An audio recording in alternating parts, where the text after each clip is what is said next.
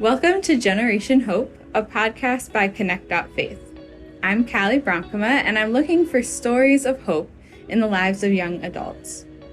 This season, we're hearing from people who are just starting out their professional careers in education, healthcare, and other service fields when we were hit with a global pandemic.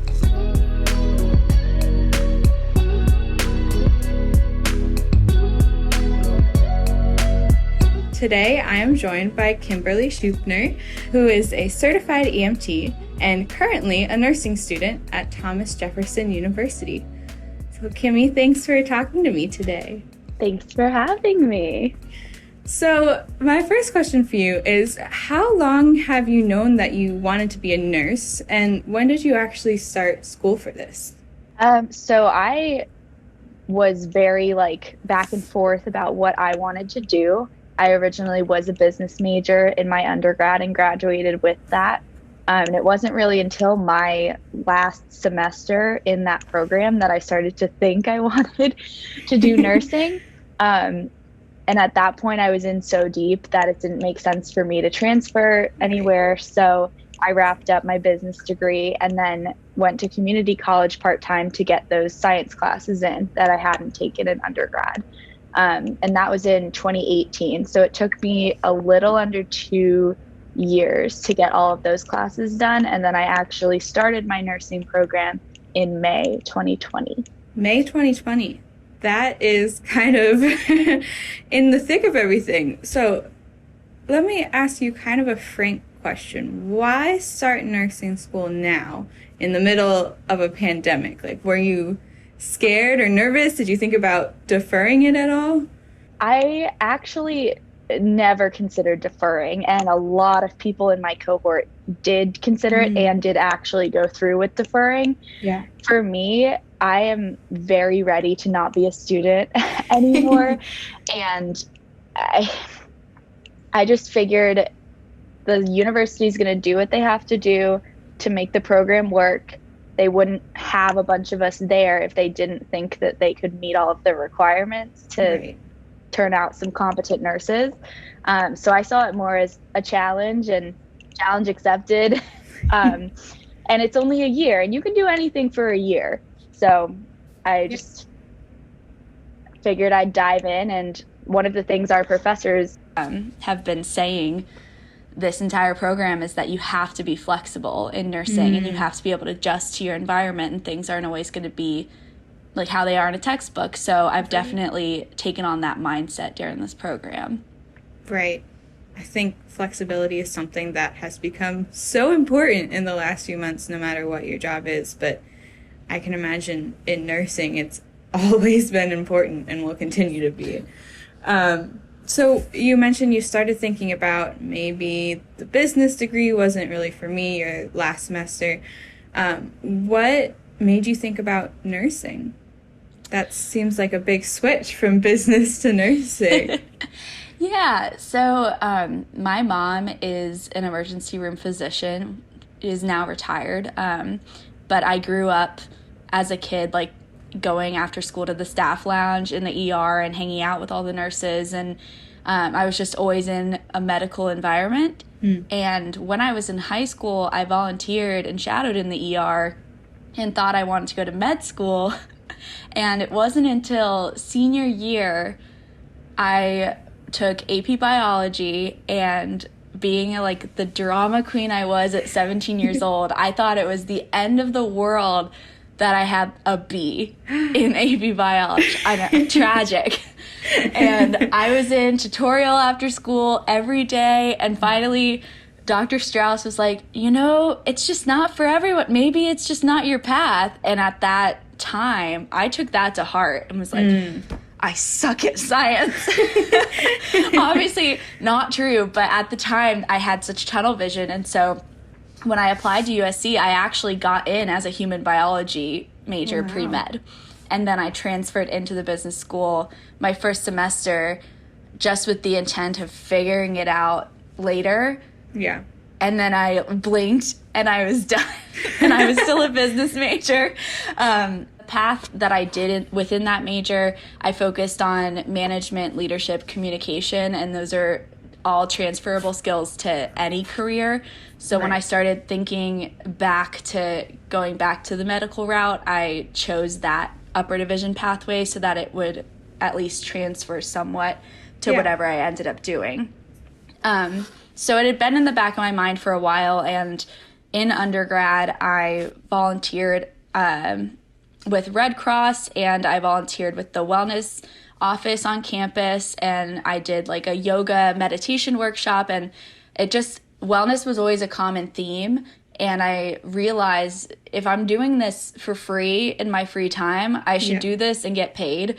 Yeah. And, like, if I like it that much, I should just do it as a career instead of something else. So it took a few years for me to kind of grow into the idea and build up the confidence to switch. But once I did, I haven't looked back since then. Yeah. I love that story of realizing I'm doing all this stuff that I enjoy and I can get paid for that. Why am I not pursuing the path that lets me get paid for that? Yeah. Meanwhile, I'm like sitting in accounting like, oh my God, I hate this. Yeah. Choosing a career path at 18 is hard. And then suddenly, like you said, in the blink of an eye, it's over. And you don't know, did you ever really get a chance to experiment with all of these things? So I'm glad you found a path that you like better than business and accounting. Okay, so you made it through your 2 years of community college. You're finally at nursing school. What has it been like? It's been a little bit like this. This is usually where I'm sitting during class. I think the hardest was the first semester because not only were the students adjusting, the professors were adjusting, and they had never had to do Zoom class before, and there was just a lot of trial and error. The only thing that I, in hindsight, really did find difficult was our labs and simulations first semester. So we took our health assessment course, which is doing a full body head-to-toe assessment, and just kind of like your basic, when you meet a patient, these are all the questions you ask, this is what you look at. And doing that over Zoom, for me, was hard. I started asking like my sister, my boyfriend's friends, like anyone that would let me do an assessment on them, I do it. And that's great practice, but they're all healthy. And if we were in person, we'd have this simulation robot that's programmed to have a complaint and have an illness. And it could also be programmed to like have an arrhythmia, so I would get to hear what that sounded like versus when I'm listening to the people in my life, everyone's heartbeat sounds great. Which is good. That's a good thing, I guess. Yeah, it's good. It's ideal. But it was really just that first semester when I was doing lab. Like, I remember one day our lab instructor was trying to teach us how to hang IVs, and she's in this like dark, dingy room, and it's blurry, and I'm literally like this close to the camera trying to be like, what is she doing?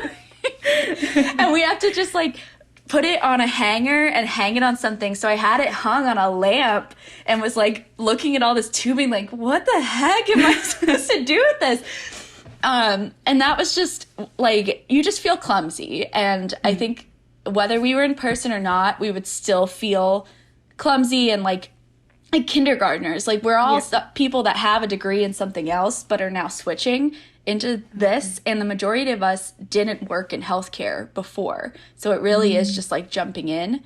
So it's just that first semester of lab, but once we transitioned into the fall semester, it was a lot more didactic courses, recorded lectures, live Zooms with breakout rooms for discussion, and I'm very much a book learner. I can read and just write notes and learn that way, versus the skills I definitely struggled over Zoom. And once we started doing our in-person clinical, it became way easier for me because I could see it, touch it, do it like in real time. So if any, it was just more of a challenge. But I also think like the regular course nursing students that are the 4-year students definitely have a different mindset than my program. So our program's called Fact One, full-time accelerated coursework track. It's 1 year long, and it's all adults, and we all are spending like our own money to be there. like it's our time and we just want to get into the workforce. So you mentioned in the fall you were able to go and do an in-person clinical session. Was that inside of a hospital then, or an emergency room? Yeah, so we've done several clinical rotations. The first one that I did was on a stroke unit at the neuro hospital. Okay. And that was for 3 weeks, 2 days a week.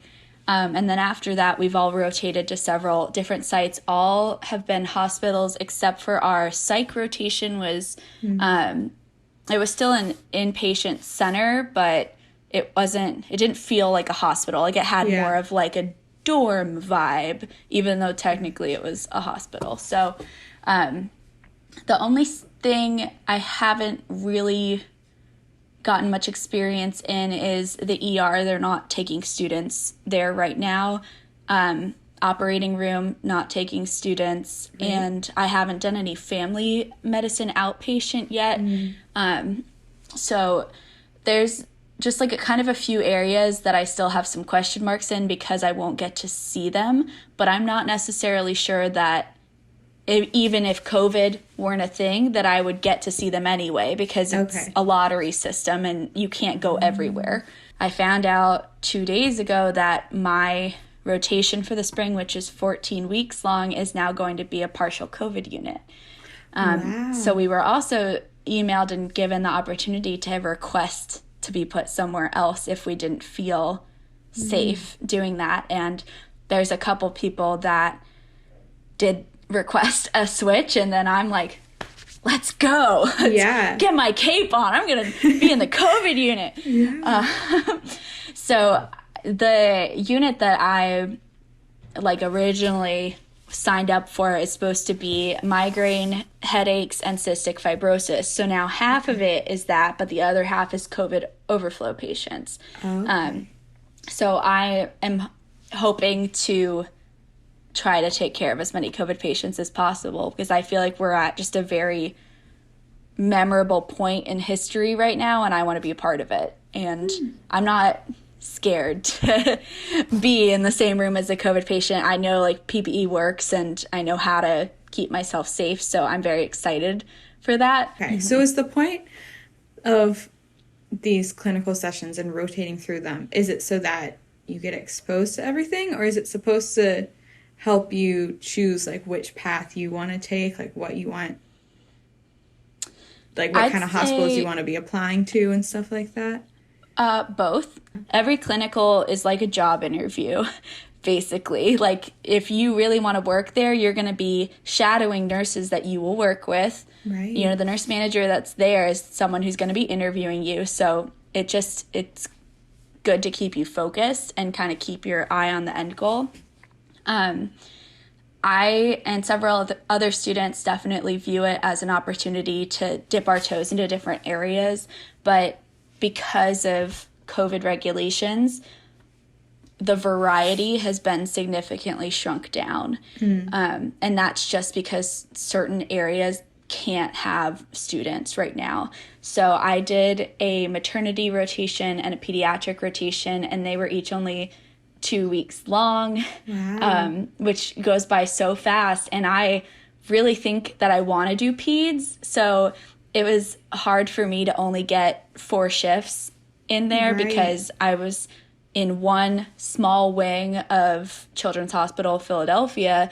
And while I loved it, I have no idea if it was just like a good 2 weeks and if that's reflective of how it is all the time. And it represents that wing, not the entire hospital. Yeah. And then maternity, luckily, people are just having babies left and right, so I did get to see a lot. While I was there, I did actually get to step in an operating room and watch a C-section, so that was amazing. I got to help deliver a baby. Wow. And it was incredible to watch. One time's enough for me. I don't want to go into maternity. You can say you've done it now, but yeah, I can say I've done it. It was just interesting because it's learning, but at the end of it, I was like, what's next? Yeah. Yeah. You're like, I don't want to do this every day. Versus some girls and one of the guys that I was with in that rotation were like, this is amazing. This is for me, like my passion. Yeah. So it's everybody's going to find their place. And even if we start in a job and then realize a couple years in, like, we want to switch, we can, because there's nursing so diverse and there's so many paths that you can go down. So yeah. That's really cool. That almost makes me jealous. Like, I wish that in school or in college I could have, like, just done a month or two of, like, going and shadowing different people and all of the, I mean, there's internships, but those are A, hard to get, and B, you don't get as much diversity as you're talking about. Like, you're doing the same job for 4 or 5 months, so, and it's usually getting coffee for people. So that's really cool. You've talked about the differences that COVID has made in terms of being able to stay only a week or two in some of your rotations. Once you're actually in those rotations, what has the impact of COVID been like? I mean, for me, I haven't worked in healthcare before, so it's not like I knew any different from back in the glory days when you didn't wear masks all the time. So when I was in maternity, I would have on an N95 mask and then a surgical mask and then a face shield over that. Wow. So you just have those layers. You don't always have the N95 on depending on what wing you're in, but you do always have a face shield and you always have a surgical mask. And it's reduced the number of staff in a room at a time as well. So while I got to stay and help deliver a baby, the med student and the PA student got kicked out because they were going to be there longer. Right. And I was only there that day and then one day the following week. So that was nice to get, like, the nurse advocated for me to stay in the room because I told her I was only there for a very short amount of time. But yeah, it's smaller groups, and in a way I got to see a lot more efficiency with the staff because there's not as much chaos going on. That I'm talking just about maternity. I can't really speak for everywhere. But the other thing I noticed with COVID, obviously, is there's not a lot of visitors. And that means that students are kind of like visitors to a lot of these patients, because if they've been there a month and had the same nursing staff, they at least get, like, fresh student faces a couple days of the week. And so I found that a lot of patients really like to talk to students and like to ask us about how we're doing learning during COVID, and a lot of the questions you're asking me. But I really think that people that have to be inpatient right now are struggling because they're lonely. And while I'm very interesting to talk to, I don't think that if they had visitors, they would be asking me as many questions as they were, and, like, kind of trying to get me to stay in the room a little bit longer. So that's a big thing that I've noticed. And as a student, I'm not as in a rush as the nursing staff are. I only have 2 to 3 patients instead of 5 or 6.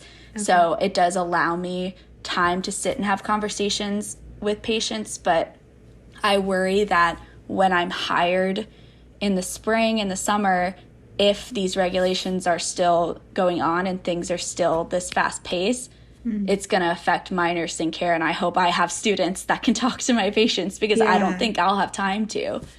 Yeah, that's really interesting, because I think when I watched, like, Grey's Anatomy and medical TV shows, a big part of it is the rapport with the patients and the relationships that you can build with the patients must be so important for them to be able to trust in the work that you're doing and trust in the system that they're in. And then on top of that, just being lonely right now. While you've been in these clinicals, you mentioned you liked pediatrics, you think, with the limited exposure you had. Yeah. What is it about pediatrics that got your attention? So I love kids. After working at Camp Johnsonburg, I went there as a kid and then knew I wanted to be a counselor there. I just kids put me into such a good mood, and they keep my energy really high regardless of what I have going on in my life. When I'm around children, I just can be childlike. And I've noticed that I used to assume that that was just kind of a normal thing that people did, and now I've noticed the more I'm around more adults and kids, that's not the case. Like, adults don't always like children and aren't always willing to get onto a child's level and like think like a kid.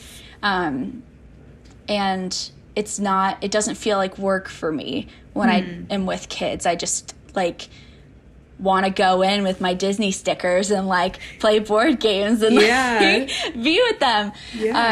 And the other thing I've really enjoyed about pediatrics as compared to the adult populations I worked with previously is I feel, and this is just my opinion, that a lot of the complaints of like pain or nausea or anything from kids are a little bit more genuine. I never feel like a kid is duping me, and maybe I'm just lucky and I haven't had that situation yet, but I just feel this like pure energy that comes from kids.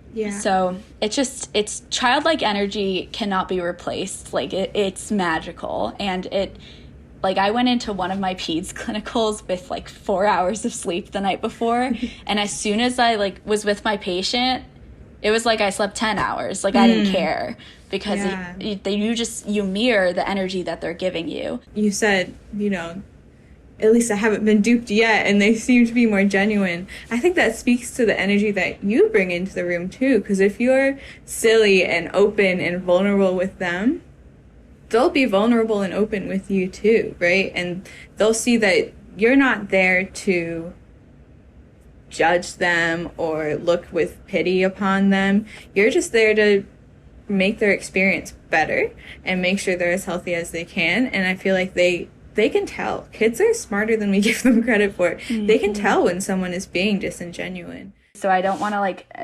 insinuate that adults are always trying to like dupe nurses and like being like babies about stuff, because pain is what the patient says it is. That has been ingrained into us from day one. But the difference with kids is they don't hide anything. Like if they're in pain, they are crying and they're telling you they're in pain. And I guess to stick by, I never feel like duped by kids, because I don't think kids are that good at manipulation either. Maybe they think they are, but like, I think it's pretty easy to tell when like a child is lying to you, and then you just deal with it. But something that you had like reflected back to me before is the energy that you bring into the room is usually what you'll get back. And that's definitely true in peds, but I also concretely believe that with adults too. This has been an overwhelming time for everyone, but I feel like especially for healthcare providers, it's been overwhelming and probably a bit disheartening at times. So what keeps you motivated to keep pursuing this degree and go into the healthcare field?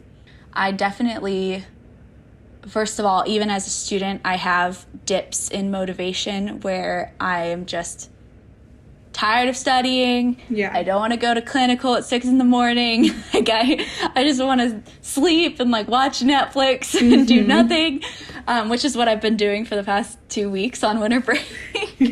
But I think for me, the motivation always comes with clinical once I'm there. It's when I'm doing the book learning, that's when I can kind of just get a little tired of it, because it's very repetitive.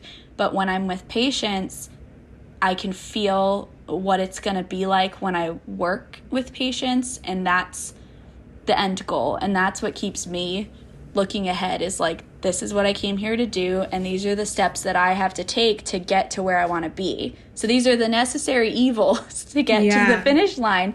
And like I said earlier, the program's a year. You can do anything for 1 year. Like it's flying by. It's not that bad. And I don't know, I can't speak for people actively working in healthcare right now, because I know compassion fatigue is a real thing. And as a student, even, I'm still trying to work out separating my feelings from the job. I had previously volunteered at a children's hospital when I was living in Chapel Hill, North Carolina, and at the time I wasn't sure about peds because I would come back home feeling so drained afterward. And now in hindsight, I know because I was just putting too much of myself into it, and I wasn't able to separate work from me. And that's just a skill that comes with time, and I think a lot of nurses have acquired that skill, but a lot of nurses and other healthcare workers that may still be working on that, which is the majority, are probably running into that compassion fatigue. And it's just hard to keep going at 10,000% for as long as COVID's been happening. So I can't speak for other people, but for me, I always think about end goals and the why. Why am I doing this? What's motivating me? And that kind of is what keeps me on track. And I've told my boyfriend to ask me that when I'm like in grumpy moods. I'm like, just remind me, like ask me why I'm doing it, because once I start talking about it, it puts me in a better mood and it just grounds me a little bit more. Because it's easy to get caught in your feels and like just get all grumpy about it. But I also too am going in as like this fresh-faced, doe-eyed nursing student, and I haven't had anything particularly awful happen to me yet. So I think I'm also speaking from little experience and maybe even a place of being a little bit naive to the job. So I have to keep that in mind too, answering your question. And I think what you said about essentially building healthy boundaries is super important. And it's something that I had never thought of until I started my first full-time job, because I feel like our generation was always told to give 100% all the time and jump, head first, both feet in, whatever metaphor you want to use. We were taught you put everything into everything that you do, and that's how you get the most out of it, which is true, but you're going to get burned out and you're going to get exhausted. So I like the term you used, compassion fatigue. That's a new one for me. That's, I think, will ring really true for a lot of people. So thank you for sharing that. And then my last question for you, which is the question I've been asking everyone at the end of their interview. This podcast is called Generation Hope, mostly because people like you and the other people I've been interviewing will give people hope. But I also want to ask you, what do you hope for going forward? Either for yourself, for healthcare, for our country. What do you hope for going forward? Oh, big question. That's a big question. I'm gonna break it down a little bit. For myself, I hope to make a smooth transition into nursing once I, pass my boards and become certified. And I just hope to, continue being healthy and happy like I am now. I have really little complaints about my position. I have so many hopes for our country, but I hope for some peace soon, and I'll leave it at that. And the word hope is a big one. I'm hopeful that things will turn around. I believe in science. I really trust research. I'm actually getting my first dose of the COVID vaccine on Monday. Wow. So I'm hopeful that vaccination will prove to be effective. I'm hopeful that people will believe science and follow regulations. Yeah. Yeah. I think I'm generally just very hopeful. I tend to be a glass half full individual anyway. So I can see the finish line of this. I don't think we're ever going to go back to normal, so to speak. Like, I have joked with my sister that we're going to be that generation talking to our grandkids like, well, I was there before masks were a thing. Yeah. It wasn't always like this. Mm-hmm. But if it continues and masks are a thing for a long time, I don't think that's the end of the world either. Like, after wearing layers of stuff on my face in the hospital, like, one little cloth mask to shop right, like, no sweat, it's fine. Yeah. Yeah. So just generally very hopeful, and I've been listening to a lot more podcasts in the past year similar to this, and just people's stories, and getting fresh perspective on things keeps me grounded and keeps me hopeful too. So, yeah.